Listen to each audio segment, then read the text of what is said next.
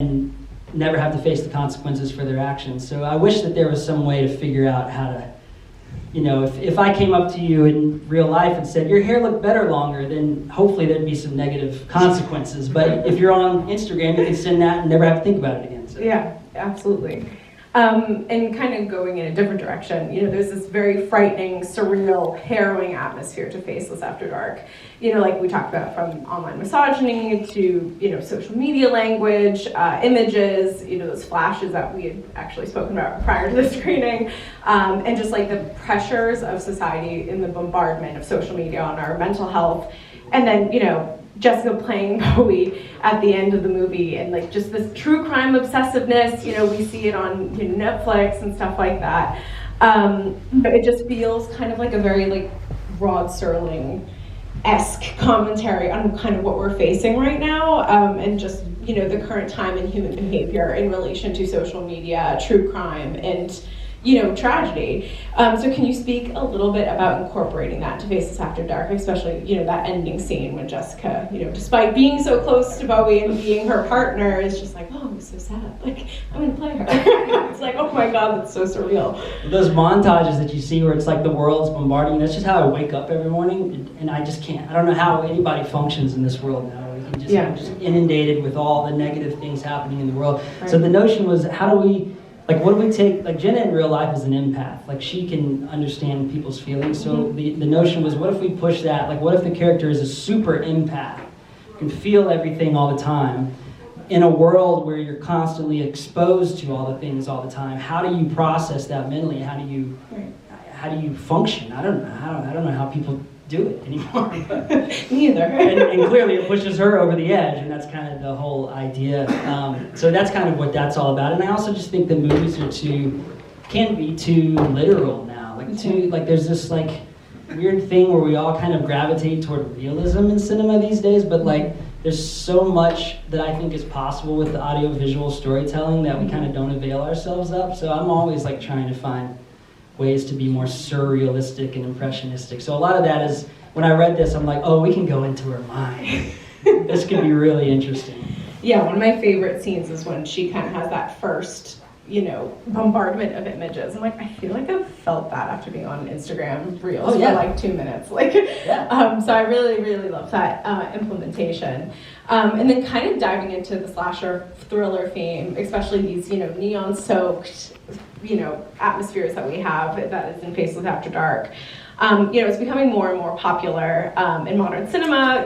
Again, Faceless After Dark, Terrifier 2's kind of tapped into that. Vicious Fun, Totally Killer. Why do you think audiences enjoy, slashers like these? Why do you think audiences enjoy seeing, Jenna snapping off his penis and just stuffing it in his mouth?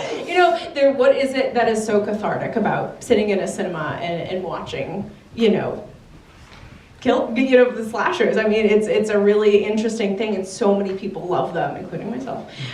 So why do you think it attracts audiences?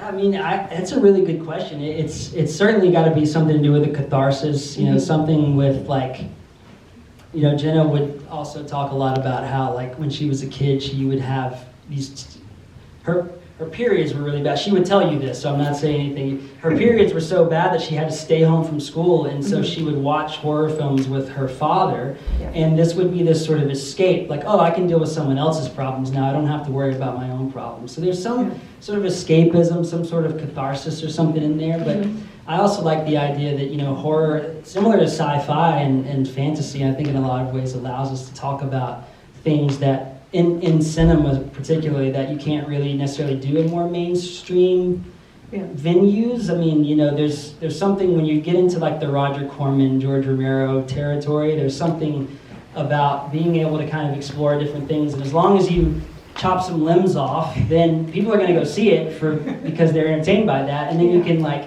can start to talk about some interesting things that maybe you don't see a lot of times in other movies. Yeah, and I think it also helps, to kind of look at it from a lens as well, that it is a commentary on kind of what we were just talking about of modern day, and it almost gives us an easier way to explain it through storytelling, at least for me. I think that's one of my favorite things about sci-fi and horror, is that it makes sense through a terrible and terrifying story. And yeah, I also really, really want to talk about soundtrack, kind of going back to, all the things that Bowie's going through in her mind, because we see these like seething patches of red with all this intense like techno synthwave mashed with like classical music that's just so unsettling, and I love that mash of soundtrack. So I love. Thank you. Good. Me too. Yeah, I'm just like the first time I saw it, I'm like, oh my god, I'm so overwhelmed. But I love that I'm so overwhelmed because it really puts you in her mind frame.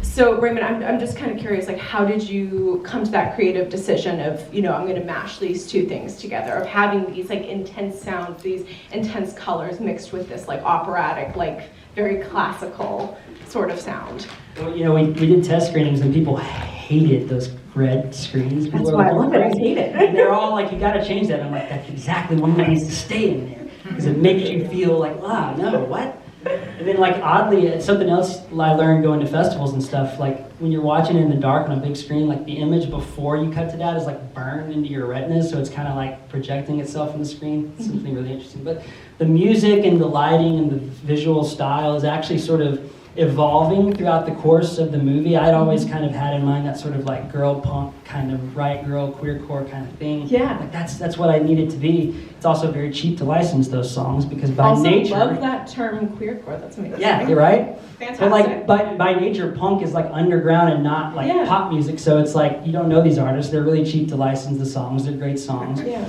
But then the idea is like her work is evolving over her killing spree, her creation of her snuff film or whatever. So essentially the music genre is kind of melding with her. So it starts out all punk and sloppy and then she's trying to figure it out and she's the guy got out of the chair. And then, by the middle when it's electronic, so it's kind of still grungy, but it's more controlled. Mm-hmm. And by the end, it's just opera. I mean, it's Nietzsche, it's Mozart. Like, she's like, I'm making high art. This is a work of art. And the lighting has gotten a little more neutral and the colors are kind of shifting into a more like refined classic palette. So the whole idea was we're in her head, we're inhabiting her perspective, so the style of what we're seeing and hearing should kind of continue to evolve to reflect that.